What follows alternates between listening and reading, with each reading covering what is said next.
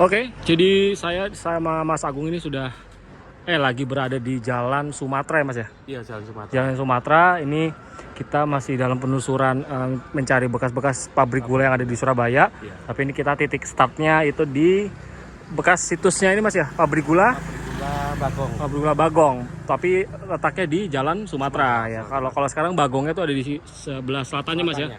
Yang ke arah mana ini PT Barata yang dulu ya. Nah, jadi di sini nih dari sekitar sini sampai ke selatan itu merupakan situs dari atau wilayah ya di mana pabrik gula Bagong itu berdiri. Nah, tapi ya ini Mas Agung yang lebih tahu nih. Jadi gimana Mas awal sejarahnya Bagong itu yang jenengan tahu gimana Mas? Setelah tanam paksa itu kan gini Mas, setelah tanam paksa diberlakukan tahun 1832, itu di tiap-tiap karisidenan itu harus didirikan pabrik gula, dan terbukti salah satunya adalah di Karisidenan Madiun Ya. di mana residennya langsung turun tangan untuk mendirikan pabrik gula Purwodadi tahun 1833 ya. Awalnya memang ada 1831, 32, kemudian 1832, dan baru mulai musim giling itu 1833. Oke. Nah, di Karisidenan Surabaya itu ada 5 orang yang mendapatkan konsesi untuk menyediakan gula ke pemerintah Hindia Belanda. Jadi supplier gitu. Ya, yang supplier untuk gula. Yang pertama itu ada Von Fron Quenpon, Oke. yang diketahui itu juga salah satu pendiri pabrik gula Ketekan. Oke. Kemudian yang kedua itu ada GE Bank, yang diketahui salah satu pendiri pabrik gula Candi. Iya. Kemudian yang ketiga itu ada namanya Hancock Tea. Oke. Hancock Tea itu pamannya dari Han Tiauki sama Han Tiauhin. Bisa Mas. Jadi Han Tiauki sama Han Tiauhin itu diketahui pendiri pabrik gula Ketabang sama pabrik gula Tanggulangin di Sidoarjo pada tahun 1835. Oh, keluarga Han itu ya? Keluarga Han. Terus? Kemudian yang keempat itu ada Sumodi Wiryo, pendiri pabrik gula Gubeng. Kemudian yang kelima itu Noto Dipuro, pendiri pabrik gula Bagong ini. Bagong yang sini ya, sekitar sini ya. Nah, terus itu pendiri pabrik gula Bagong. Nah, terus konsesinya yang pabrik gula Gubeng yang didirikan oleh Sumodi Wiryo itu didapatkan dari pemerintah Hindia Belanda pada tanggal 14 Februari 1832. Oke. Kemudian yang Noto Dipuro mendapatkan konsesi untuk mendirikan pabrik gula Bagong itu pada tanggal 27 Februari 1832. Oke. Hampir bersamaan ya? Hampir bersamaan. Tetapi pada saat kalau kita telusuri data-data data-data penjualan tanah di kota Surabaya semenjak zamannya Thomas Stanford Raffles pada tahun 1814, tercatat bahwa lahan tanah di daerah Bagong ini itu sudah berdiri pabrik gula, sudah ada pabrik gula, sudah eksis pabrik sudah eksis pabrik gula. Mungkin pabrik gula itu pabrik gula yang ukurannya kecil ya, yang ukurannya kecil, tidak terlalu besar. Nah, kemudian setelah didirikan oleh keluarga Noto Dipuro, ini berjalan diberikan ke keturunannya untuk mengelola pabrik gula ini. Terakhir pabrik gula Bagong ini beroperasi pada tahun 1813 untuk menghasilkan swiker atau 1913.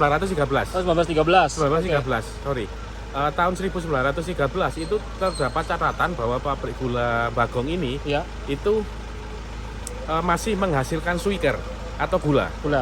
Nah, tahun 1914 pabrik gula Bagong ini hanya menghasilkan swikerit atau tebu.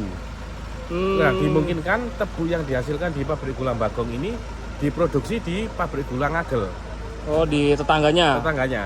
Nah, kemudian di tahun 1915 full pabrik gula Bagong itu sudah tidak beroperasi beserta lahan-lahannya karena sudah dirubah menjadi perumahan untuk orang-orang putih ya, untuk orang-orang Eropa. Termasuk nanti sejarah yang sama juga terjadi di pabrik gula Gubeng. Nah, itu sedikit sekilas mengenai pabrik gula Bagong ya yang ada di kota Surabaya. Lalu kalau untuk teknologi mesinnya Mas, itu apa? Pasti tradisional kah atau gimana Mas? Mesinnya apa? Di awal itu memang ada majalah The Engineer kalau nggak salah di tahun 1959 itu juga menyatakan bahwa pabrik gula Bagong, kemudian Gubeng, Dadungan pada tahun 1851 atau 59 itu masih menggunakan Chinese Molen. Oh, yang batu itu ya, batu peresan itu ya. Kita lihat tadi di mana? Trimurti. Trimurti, di SMA Trimurti. Nah, kemudian seiring dengan berjalannya waktu, diduga itu pabrik gula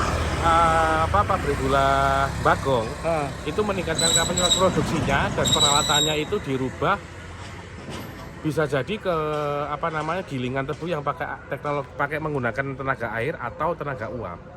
Tapi sampai saat ini saya belum menemukan referensi bahwa pabrik gula Bagong ini beli alat alat penggilingan tebu dengan menggunakan teknologi uap. Oh, belum ketemu referensinya ya. Karena memang sejarah pabrik gula di Surabaya itu sangat sulit untuk ditemukan jejaknya ya. Dan itu pun kalaupun kita pengen melihat sejarah pabrik gula di kota Surabaya, ya kita harus lihat Regerings Almanak mulai dari tahun 1814 sampai tahun 1914 atau 16-an lah. 16-an. Itu coba trackingnya dari situ. Kalau mau coba ngulik-nguliknya ya. Kenapa saya yakin ini pabrik gula penghasil pabrik gula, karena pertama dari peta. Dari peta tahun 1905 yang menunjukkan peta kota Surabaya, itu terdapat pabrik gula Bagong. Terus kemudian yang kedua, dari data-data yang saya dapatkan bahwa pabrik gula di kawasan Tanah Bagong ini penghasil suiker gula, bukan suikerit atau tebu ya. Ya, suiker gula maksudnya suiker gula. Nah, kalau dilihat dari bangunannya kan terlihat bagus ya, Mas. Bukan bekas peninggalan. Mewah. Iya. Dan kalau ini kayaknya juga bekas kantornya ya. Mungkin bisa jadi administratif lah. Rumah kantor administrator. Ya. Kalau ngelihat dari ukuran gedenya Mas ya, ini kayaknya untuk ukuran rumah juga kayaknya terlalu besar lah ini. Iya. Terlalu besar. Jadi ya teman-teman bisa lihat ya, daerah sini itu dulunya memang ini Mas ya, sebelah sini kan perkebunan ya dulu ya. Terus ini situs pabriknya di sini, tapi kanan kirinya ini memang udah jadi rumah-rumah. Ada di sebelah kanan dan seberangan. Kiri, ya, dipisahkan oleh ini Mas, jalan utama ini ya. Jadi kan jalan lama ini nih. Jalan lama ini yang di Gubang, lalu yang ada jalan yang gede Mas ya, Jalan Raya Gubang itu ya. Nah, itu Jalan Raya Gubang itu jalan baru di atas 1910-an Mas ya. Ini baru. Jadi yang rumah-rumah ini yang sudah terlihat modern, jadi dulunya tuh memang rumahnya rumah zaman kolonial. Nah, sudah dirubah semua jadi hubungan Eropa. Akhirnya ya ini mau nggak mau pabrik gula ini yang lama di kota Surabaya itu salah satunya namanya pabrik gula Bagong itu ya udah harus berakhir masanya. Jadi ada tambah lagi nggak Mas Agung tentang pabrik gula Bagong? Sementara itu dulu sih Mas, datanya memang sangat sulit untuk dicari ya. Jadi ini dulu dipegang oleh orang Chinese. Namanya nama Jawa. Nama Jawa ya, cuma orang Chinese atau bukan ya? Noto Dipuro. Namanya bukan Noto Dipuro. Sorry, saya agak lupa lihat catatan dulu. Itu terakhir pemegangnya itu gimana Mas? Pemiliknya siapa? Ini baru ketemu tahun 1866. Itu pemiliknya Purbo Diwiryo. Lalu? Sampai tahun 1883, kemudian 1887 sampai dengan tahun 1913 itu namanya Mas Ngabei Tirto Diwiryo. Oh, nama-nama Jawa semua ya? Nama Jawa. Nah, itu saya nggak tahu itu apakah orang Cina yang memiliki nama Jawa atau memang asli orang Jawa. Oh iya. Karena dalam momen tertentu atau peristiwa tertentu tuh memang ada orang Chinese ya Mas yang dikasih nama Jawa kan, maksudnya gelar tertentu karena ada pengaruhnya itu ya. Nanti data ringkasan dari Regerings Almanak pemilik pabrik gula Bagong ini saya tampilkan di video ini ya. Di video ini. Oke, jadi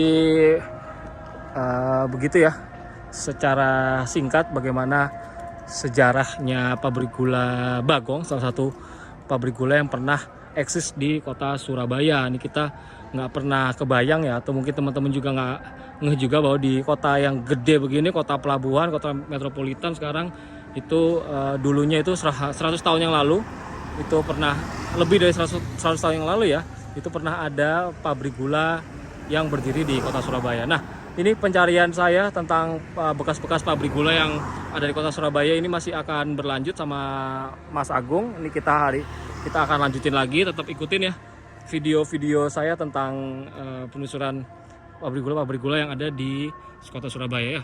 Untuk ini ya, kalau misalkan ada teman-teman yang tanya apakah pabrik gula di Surabaya itu ada lorinya, itu nggak pernah ada lorinya ya, karena nggak pernah ada ketemu itu data-data tentang pembelian lokomotif ya, itu pakai lokomotif. Tapi kalau tentunya kalau misalkan ada lori atau gerobak-gerobaknya begitu mungkin ada ya, tapi lokomotif kayaknya udah nggak bisa dipastikan bahwa itu tidak ada, karena datanya tidak ada yang mendukung tentang penjualan atau pembelian yang dilakukan oleh pabrik-pabrik gula yang ada di kota Surabaya. Jadi sekian aja, ikutin terus penelusuran saya untuk mencari bekas-bekas pabrik gula yang ada di kota Surabaya.